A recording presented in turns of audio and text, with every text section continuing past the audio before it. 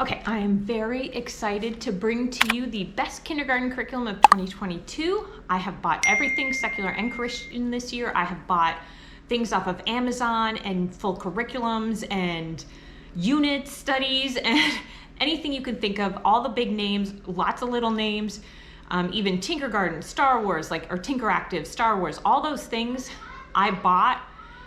And this is what I consider to be the best kindergarten curriculum. Let's go. So the subjects I'm going to cover are music, art, science, math, and language arts. Okay, so that's what I'm covering in this video for kindergarten age.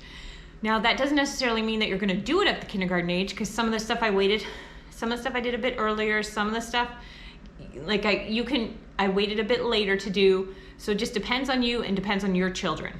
So now let me talk about my weakest subject, if you will, the subject that is not the strongest for me. I did very Charlotte Mason with this. If you listen to David Garrett at all, he plays the symphonies, but like rock symphonies on a violin. So that was their introduction into classical music, and as a result, they love classical music. So I would play it all the time in the car. I would play it just anytime because, again, they were rock songs, and then I switched over to Beethoven and to Bach and to, like at Christmas, we do the Trans-Siberian Orchestra, things like that. And so because of that, they do love classical music. And then occasionally I would pick an artist and we would talk about it. So we would pick an artist and then we would talk about it a bit. I'd talk about where he was born and a little bit about his life, and then I'd play one of his songs while we were driving somewhere. So that is a lot of the introduction as to what we did. And then we got a piano and everyone informally did composition time every day. So every day you get on and you compose something, if they liked it. Like I have one son who just adores the piano, and so it's a bigger portion of his life. And so he would spend more time on it. Just composing, nothing structured at this point. I just want them to create a love. There's also, I'm gonna attach the video at the end because I cannot find the books here because I'm on vacation, visiting family for the holidays. But I have some really good music books that I recommend, which explains symphony, there's one about Beethoven that's really good. I think it's an Usborne book. So I'll attach that video at the end so you can see the top 3 books for music that I think are just great for a kindergarten age. The next topic is art. Again, neither of these two, art and music, are my strengths. So art, I like drawing with, they call it Mon Art, but it's Drawing with Children by Mona Brooks. So I bought I bought the Sunlight Art curriculum, I bought a lot of these art curriculums, and essentially there's, again, the same video at the end talking about supplies and materials for music and art, because there is, it's like Art for Children's book that has some very famous drawings. It's got some information about that drawing and then how you can recreate it. So between that, which essentially can be one of your morning basket ideas, or while they're eating, I would just pick it up and be like, okay, this is the picture we're going to talk about today. Or guys, check out this picture. What do you think about this picture? Things like that. And then as far as art goes, again, it's whatever medium your kids like. So we had some dry clay we used.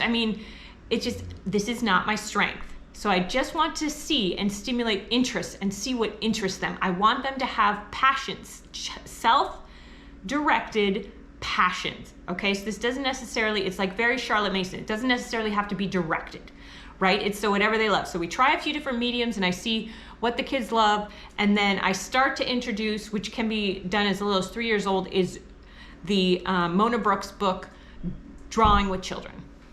All right, so those are my top favorite things that I like for kindergarten age. So not very structured for music and art. Excuse me. Yes. Okay, so let's talk about science. So I want a very strong science curriculum for my children. But what we do in kindergarten is different than what I introduce, and you'll see it in the grade 1 video that I'm doing in grade 1 versus 2 versus kindergarten, okay? So in kindergarten, I don't want something really intensive because they're kids, they're running around, at least mine are running around, bouncing around. So for secular, I like Blossom and Root, and for Christian, I like Gentle and Classical. I still like Blossom and Root even for Christian.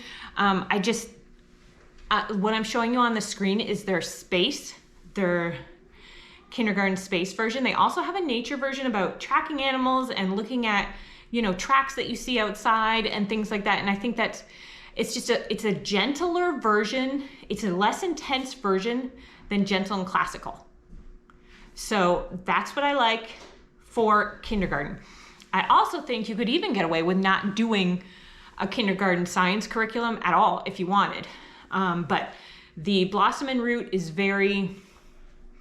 it's pretty easy to do. It's made by a homeschool mom. You don't need any additional reading manuals or materials if you don't want to, or you don't have them available, which I think is great.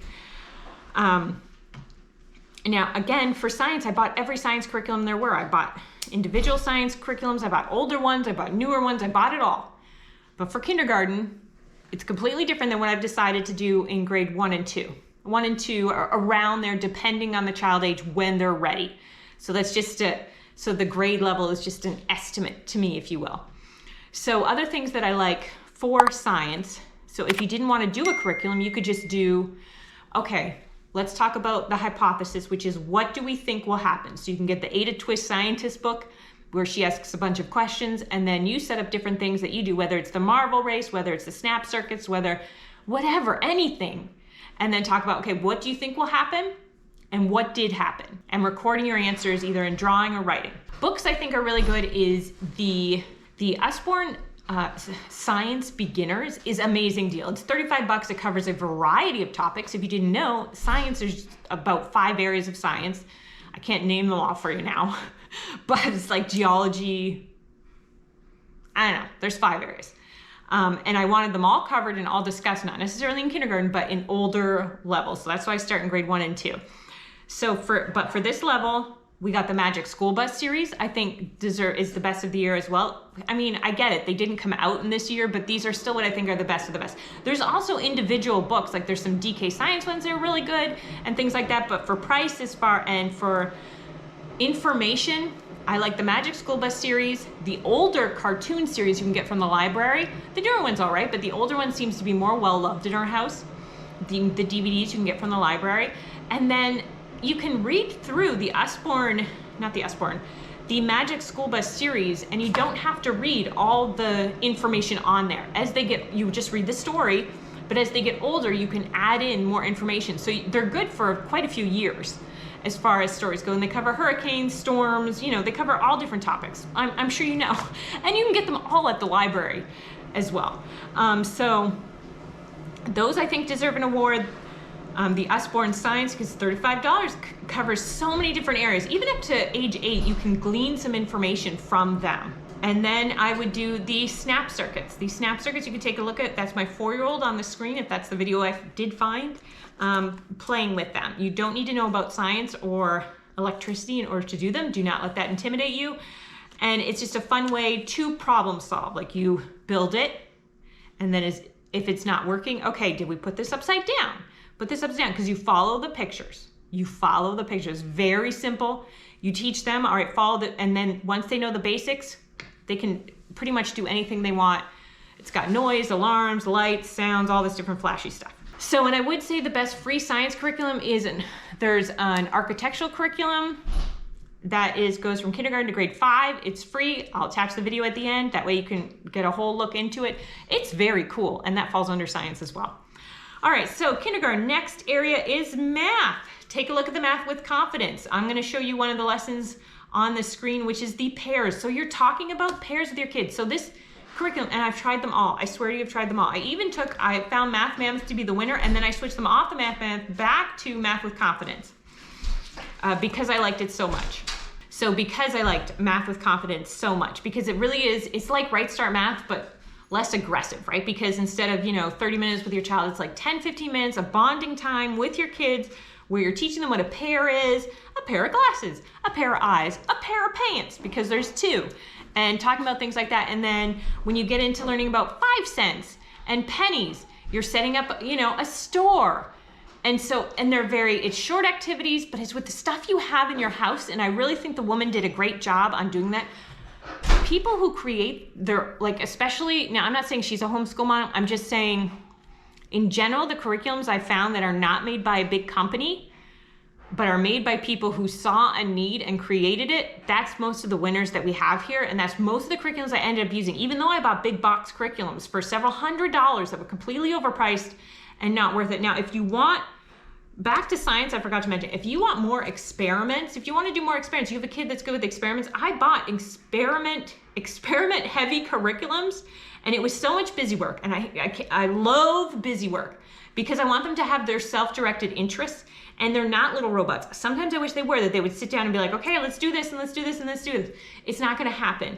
So I just wanted concrete information, good information, or at this age, engaging information that I could see and help them develop their passions so that, and in the future, do more concrete learning stuff. But if you want, so I didn't like the experiment heavy ones I bought, but what I would do is just look up some experiments on Pinterest, or get some of those, like the National Geographic experiment kits, and do some of those with your kids, because then you're experimenting. And back to the hypothesis thing. So sorry, I digress. So Math with Confidence for kindergarten wins hands down for me. There's also Some Swamp that wins. There's also, which is a board game, which I'll attach the math video at the end, but quite frankly, I think I'm running out of spaces to attach things to. That's just my favorite math products of the year for all grades. But we also got Number Blocks as well, which you can get on Netflix or YouTube. So I think all of that is helpful information. Now let's talk language arts. I'm showing you on the screen, after all the language arts programs I bought for kindergarten and preschool and all this stuff, all I ended up deciding that they needed to know is, one, to start doing some printing letters. So every day we do a page, right? You do a page of writing, handwriting, just writing out the letters and kind of thing. In theory, do every day, not every day, but you get what I'm saying.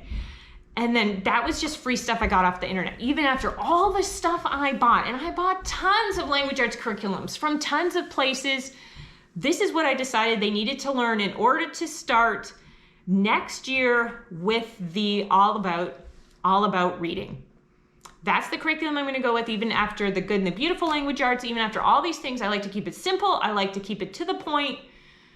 And the good and the beautiful just jumps around a lot for me, like the kindergarten math curriculum. That's why I didn't like it. So yes, that is the winner as far as language arts would be, teaching them that each letter has two names. It has it has the name, which is the first name, and then the last name is the sound. And that's what I teach them. That's information I got off, I believe, from Pinterest. If I can find the links, I'll put them in there. I printed them off. I organized them because they didn't all come like that. I organized them by letter so that we get some words that go to match the sounds. And then of course you can also do Teach My Monster, which I think is just might be a little too old for them then, but my kids still did it. And there's also of course ABC Mouse and things like that. But essentially that's what we're learning is our letters, just so that we are ready, because I brought the pre-reading stuff from All About Learning as well. And again, I don't think you need it. I don't think you need it. I don't. But that's just, again, every family is different. So we're not really getting into spelling at this particular time. I'm saving that for, another time. Mind you, we do rhyming. We do talk about rhyming at that age as well. So, and even before that, I think, depending on when your kid is ready, you're going to talk about rhyming and sounds and things like that. And you can learn a lot from reading, which is why also under language arts, I would recommend a literacy program. There's one, but it's secular, but don't turn it off just because it's secular, because take a look at the book list. Now, you can also watch my videos, because I give you a ton of videos, because I subscribe to all the literacy programs because I love books and we read a lot of books. And so if you just watch the book list, you'll see, oh my gosh, these are great books. These are the ones I can introduce to my kids and things like that. But again, just go to the library, pick out a stack of books. And then every day we read, like when we wake up, that's the first thing we do, is we all climb into bed with me, with mom, and we go through, 5 or 6 books at a time then. Because again, they don't have the longest attention spans. Now, also is there anything else for language arts? Let me just check here. Oh, because I bought all those, the code, Teach My Child to Read in 100 Lessons, The Logic of English. I never purchased that. Did I purchase it? I don't know if I don't think I did, but I looked into all of it, and in the end I chose All About Spelling, which I didn't introduce this year. You can also introduce them to Homer at that age if you don't mind paying the money of $14 a month. By all means, do Homer, or do what I do on Black Friday and get all the, I just dropped my pen, get all the discounts. Let's see, is that it? Oh, history and social science. Now, we love history, and along with, when you teach the timeline, which is, so you can do it really at any age, but if you get the Kingfisher book, it's almost like a teacher's manual. The Kingfisher, the red one.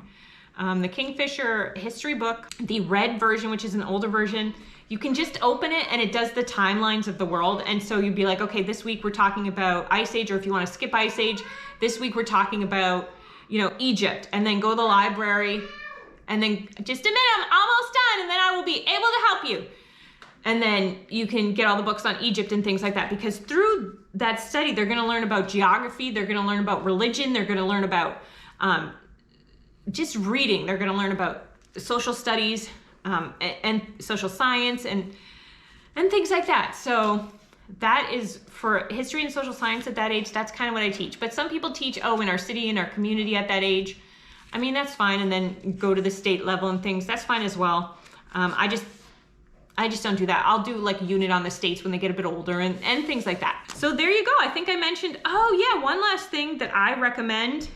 There's reading eggs you can start then too. The Zingo Bingos, as far as games go, are great. I mean, you guys probably already know this. There was one game I wanted to show you that's really cool. Where'd it go? There's one game I want to show you that's really cool that I highly recommend, and also Highlights magazines. You can get the Highlights magazines, as you may know, for free on your library app on Libby.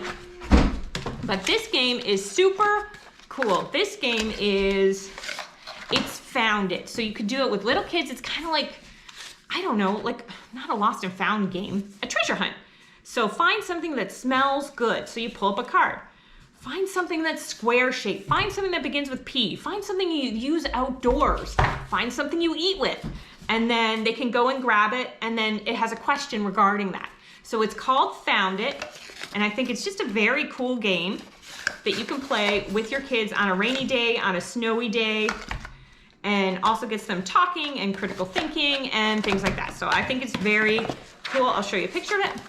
Found It. Again, it was, I don't know, probably $10, 4 to 7 years. I definitely recommend it. I don't recommend you pit siblings against each other until they're a little older. So usually it's like boys against mom is what I do, or kids against mom. Just so that the sibling rivalry. All right, well, can you say please like and subscribe? And next time I'm doing the kindergarten, or no, grade 1, best of grade 1. So can you say please like and subscribe? Wow, wow. Wow, wow. Can you say please like and subscribe? Please like do right. And hit the bell for notifications. Hit bell, you know, notification.